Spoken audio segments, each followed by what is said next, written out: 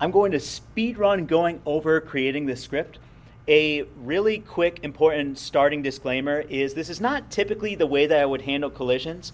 Usually each object might have its own collision script. However, to make it really simple for you guys starting out, I'm going to put all of the collisions for the player inside of one script called player collisions. And this script is going to be in the same place as your rigid body and your player movement script. So without any further ado, let's go ahead and get to it. The first thing I'm going to do is I'm going to add a couple of variables, which I'm going to add relatively unique. These are going to be public and they're going to be static. The first one is going to be lives, which I think I'm just going to start off at 3.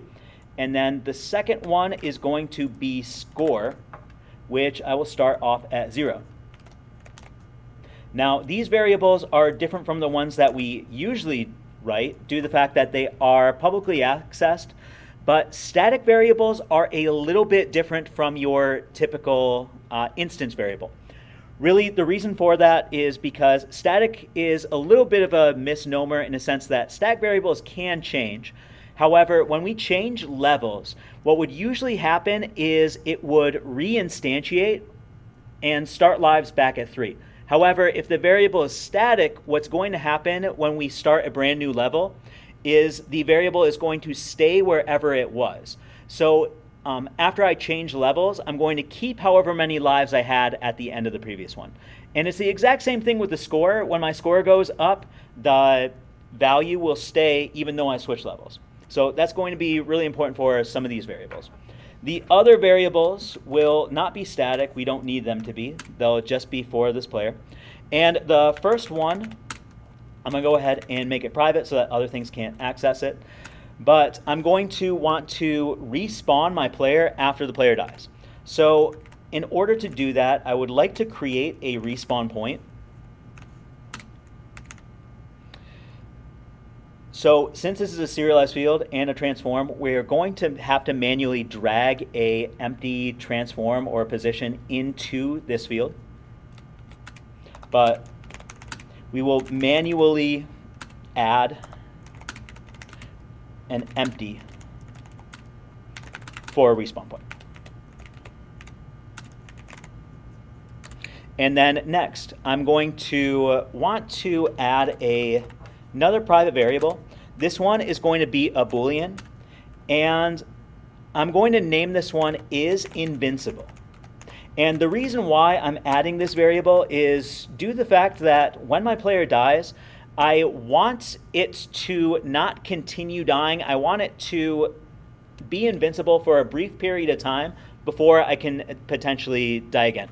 Mainly due to the fact that, like, if I collide with something, I want to not keep losing lives as I'm in the middle of that collision. And adding an invincibility, even though brief, is going to help mitigate that.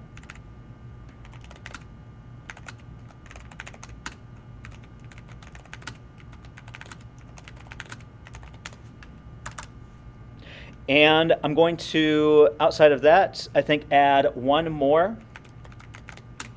I'm going to add the rigid body of my player. And this one is going to be needed to stop my player movement because my current player movement script is set up with a rigid body. So if I want to stop it from like progressing forward, I'm just going to add the rigid body. I'm going to get that component and I'm going to stop the velocity. And if by any chance you did not follow the last video and you have some different player movement, you probably don't want to add this part. But for all my students, I'm going to keep it this way. And next, I want to add my start function. That way I can actually get the rigid body. And I'm going to write this very simple. It's just going to be get component rigid body. As long as there is a rigid body attached,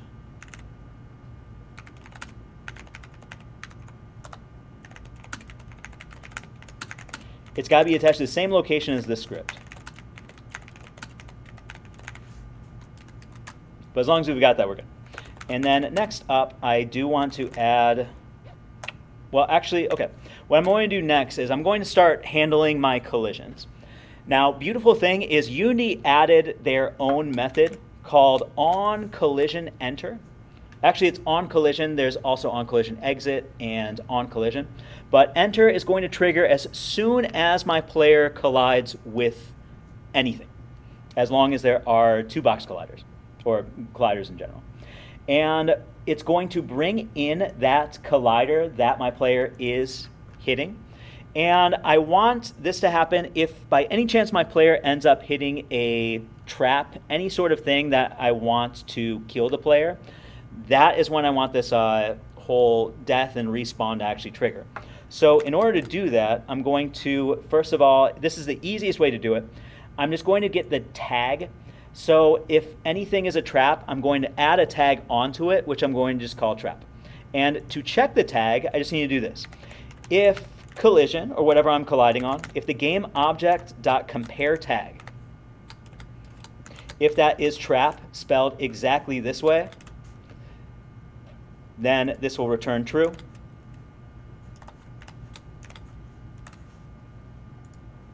And specifically what I'm going to want is I'm going to write this in another function because traps are not the only thing that I want to kill the player. I'm going to write and I'm going to make this one public. But I'm going to add a player death function. And inside of this function, first thing I'm going to do is, oh, and I also want this. I want player death to happen if I'm colliding with a trap, but I also want it to only happen if my character is not currently invisible or invincible.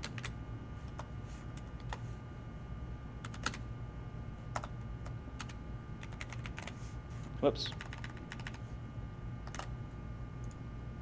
So this will only trigger if I'm hitting a trap and I'm not currently invincible. Nice thing about Booleans is I don't actually have to write it this way. I could write it this way, really essentially just checking if it invincible is not true. However, for a lot of my students that are brand new to it and for ease of reading, I'm going to write it that way.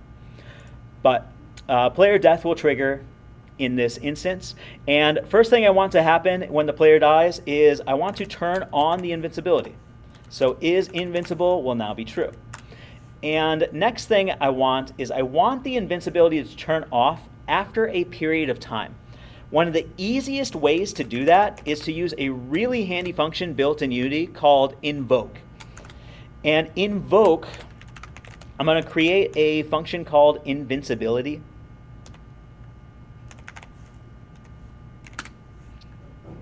And with invoke, it will call that function after a period of time. I'm going to have it call after exactly 1 second.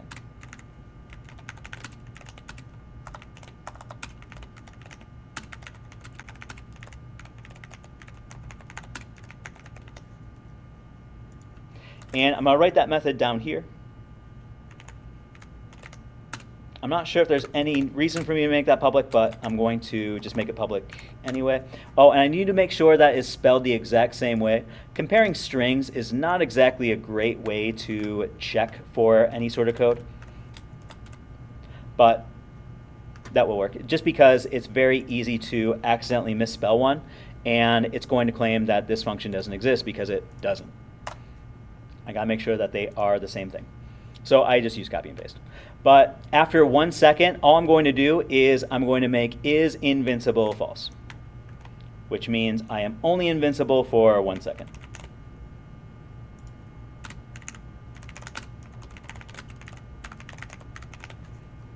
All right, next. What I'm going to want to do is I'm going to want to have my lives go down by 1. So very easy, lives minus minus will decrement my life.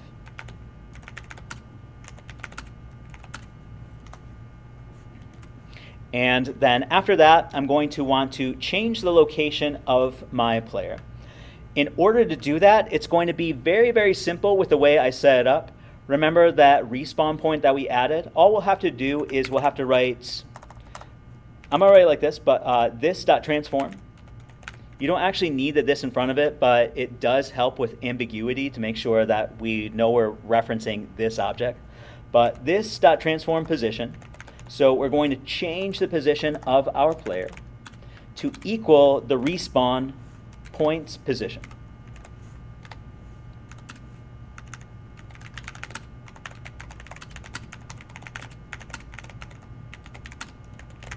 And really nice thing about having my player invincible is the fact that changing the player's location takes a little bit longer than it takes to actually just check if the collision happened. And if I don't have that invoke or that temporary invincibility, it's possible that I'm going to lose a whole bunch of lives before I'm actually able to move places, which we don't want. And the way we have this set up, there will be no issues. And then final thing, we have moved our player. However, our player is going to continue to be moving if we have any sort of force added to that rigid body. So to stop the force, all we have to do is write rb.velocity and change the current velocity to a vector3.0. And a little annoying thing is if my player is spinning, it's still going to, even though it's doesn't have like forward, backward, or up and down velocity, it's still going to have angular velocity or spinning velocity. So I'm going to want to turn that off as well.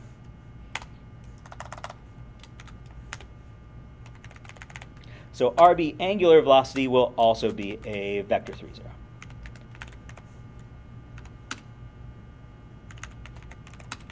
This will stop spinning. And this will stop movement. Perfect. Okay, that is just about everything that we need.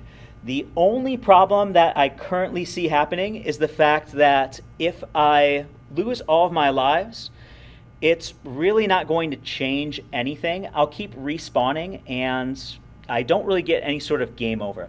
Another little thing that a lot of new students will definitely notice is the lives do go down, however, you're not going to see it. And since we don't currently have a canvas, an easy way to just check if it's actually working is to use debug log and print out the number of lives.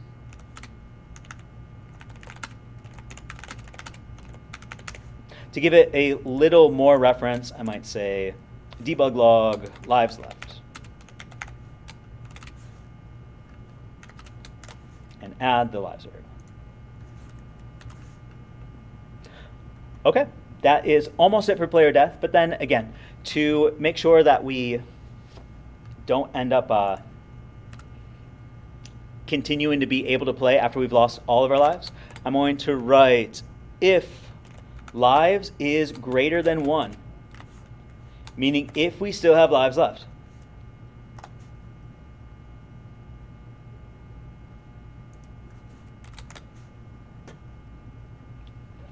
If that's the case, then we will be able to turn off the invincibility and decrement our lives. And we'll also tell you how many lives are left. If we don't have any lives left, then what we're going to want to do is this.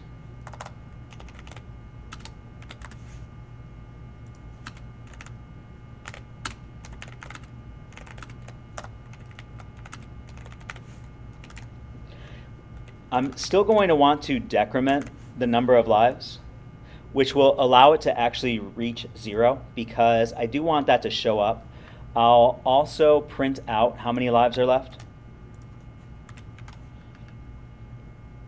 And on top of that, what I really want to do, and I might add an extra message saying game over.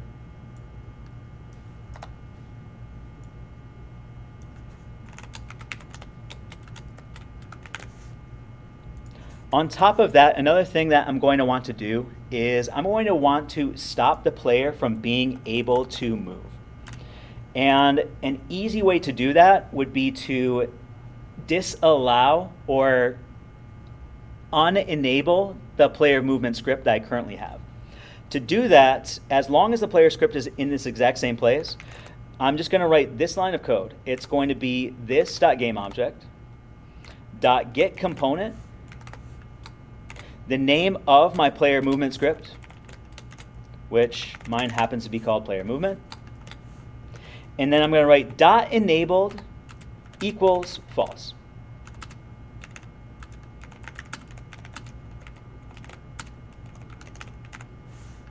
And that is just a quick, easy way to disallow player movement. There are a lot of other ways I can do it, but for the sake of speed and simplicity, I'm just going to add that right there. Now, I think that is honestly everything that we need in order to handle player death. There's one final thing that I'm going to add, which will be a really simple one. Let's do if we end up colliding with a coin, we end up picking it up. So in order to do that,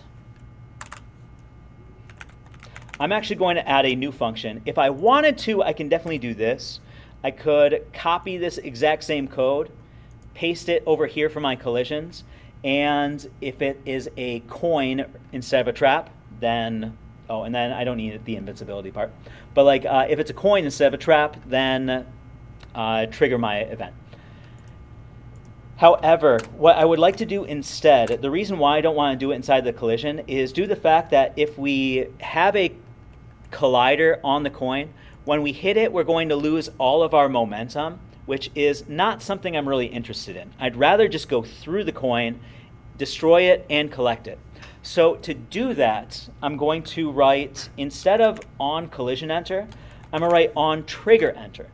Now, a trigger is very, very similar to a collision in a sense that they are really the same. Well, they both use a collider. The only thing is, on that collider, I'm going to press a button to turn it into a trigger. I'll show you about that in a little bit.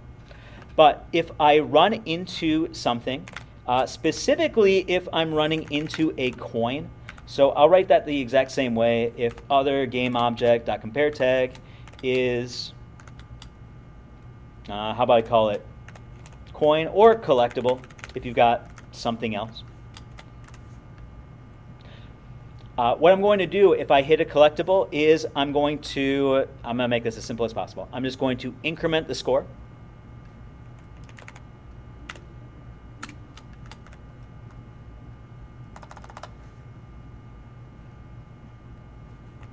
So score, and how about each coin I'm going to make worth 100. That is going to increment the score by 100.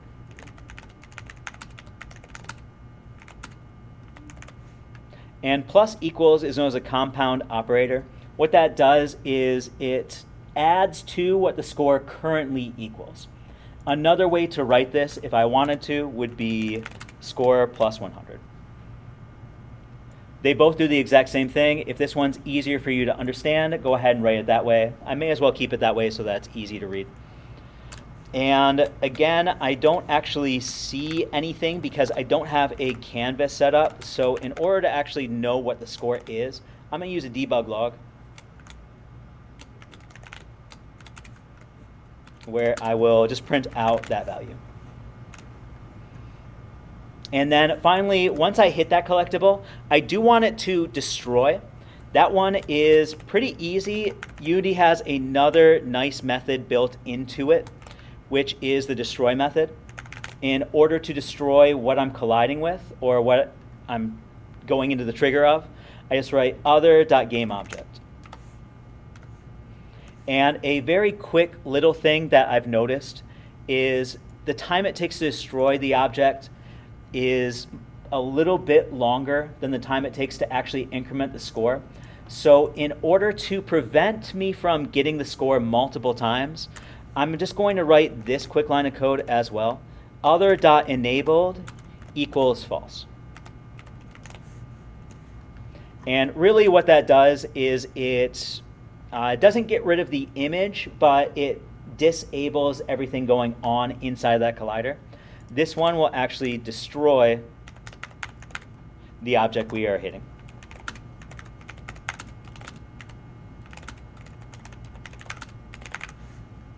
All right, now that is everything that we need for this code. Let's go ahead and save it and add that into our game.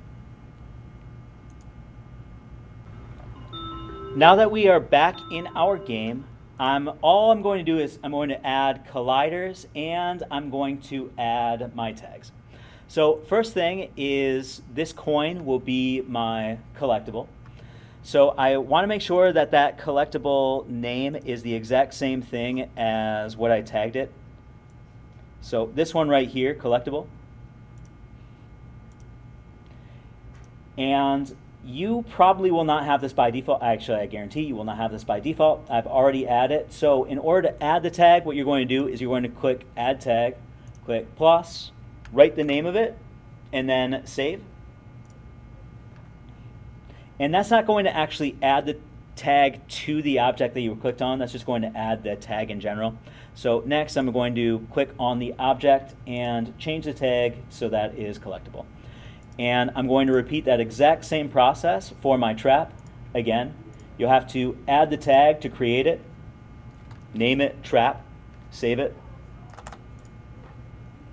and then afterward you'll click on your object and change the tag to trap.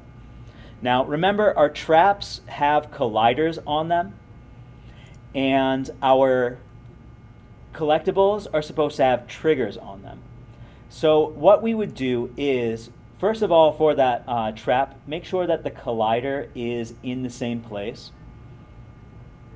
I happen to add a rigid body on this, which I did not need to do, but there it is. My coin, however, when I add the collider, in order to turn it into a trigger, it's very, very simple. All you have to do is hover over like right here where it says is trigger, check that check mark, and now that is a trigger. And final steps, I'm going to add the script onto my player. So I want to click on that empty. There's where my player movement script is, my rigid body, my sphere collider. All of those have to be there in order for like these elements to work. But I'm going to add that script that I just made into my player empty. So I'm just going to drag it in very, very simply. Oh yeah, and then the respawn point. I do need to create a respawn point. In order to do that, really simply, I'm just going to right click on my hierarchy, click create empty. I will name it respawn point. This one I'm going to delete, but I already have one. That respawn point, I just put it wherever I want my player to respawn. How about, to make it easy, I'll go 0, about 2, 0, which will be right up there, just a little bit above my origin. And then I'm going to click on my player. I added that script. Sorry, there's my player empty. That was just the visual. But I do want to tag my player.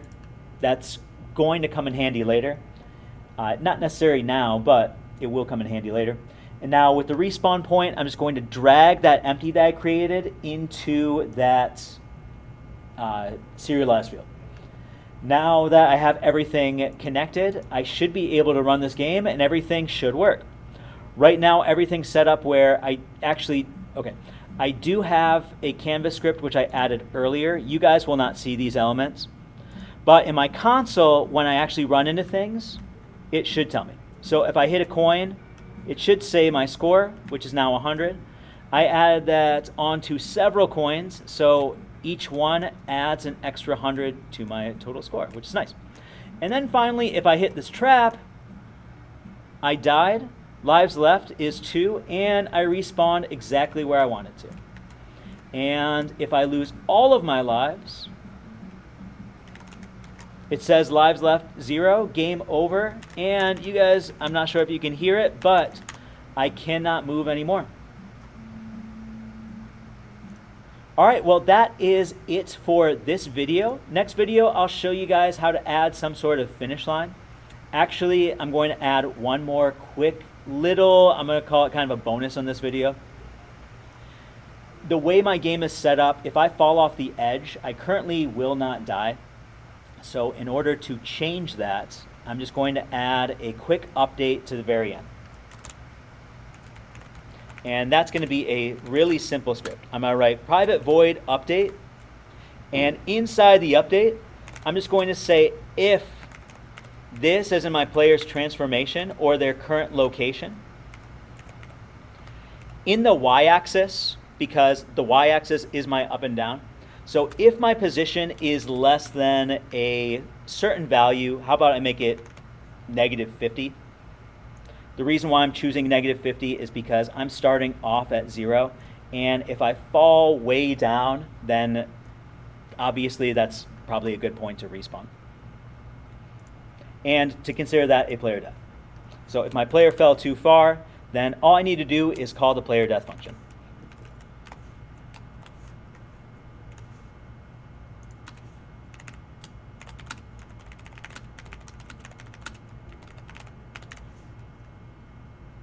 That's good. I'm going to save this game, and I'm going to go ahead and run it.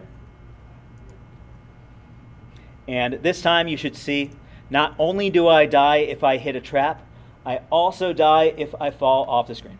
So I'm going to intentionally just roll right off the edge. Goodbye. And there it is. I respawn and lost a life. And how about I lose that final life by rolling off the edge? Perfect. All right. Everything says game over, and I am good to go. Hope this video was informative. Happy coding, everybody.